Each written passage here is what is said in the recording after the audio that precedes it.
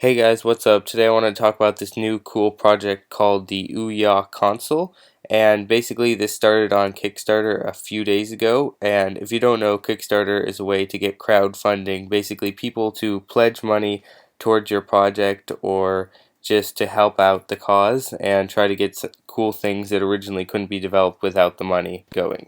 So the Ouya idea was released a few days ago, and they originally wanted a pretty high goal of $1 million for the project. Now, only 4 days later today, the project has already $4.5 million in funding and is pretty much growing rapidly. So the idea of the Ouya is to be extremely cheap, affordable console for your TV that is open to developers and easy to modify. Before I talk anymore, I'm going to show you this quick clip from the video on the Kickstarter page. You can click the link in the description to see the full thing. Ouya is a new game console for the television that's built on Android open source technology. It's an inexpensive game console for gamers. All the games are free to try. Anybody that wants to develop a game for television, we allow them the ability to do this. I've been a part of the game industry for a really long time. In the early days of gaming, you could take your Apple IIe, write your own programming, and take your game to market. The console business as it is today is completely closed to the independent developer. The process overhead for console development is really just too much for us. There's a lot of hurdles for developers to get games onto the television. Developing is extremely expensive. I love the television and I want those games on the television. So that interests you, you should definitely see the whole thing. Anyways, after watching that, we pre-ordered one with 2 controllers so we can get it and show it off before it comes out in stores. But what I really wanted to talk about in this video is how this could possibly change the gaming market.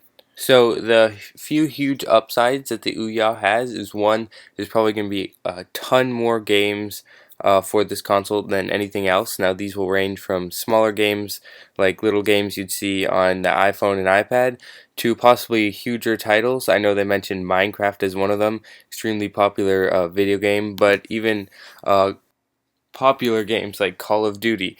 Now, the console itself costs $100, and that's including a $30 controller, so it's extremely cheap, and the specs are on the Kickstarter page or in a link in the description, but I'm not really going to get too much into that.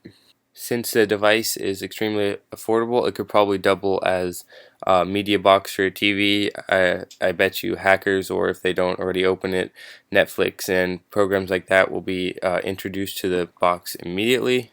But the thing I'm most excited about is to see games that will be ranging in price similar to the iPad, etc., which will be like $10 or maybe even $20 for a game that will be extremely nice to play, especially with a controller. Now, the Kickstarter's popularity definitely suggests that there is an industry here to be made.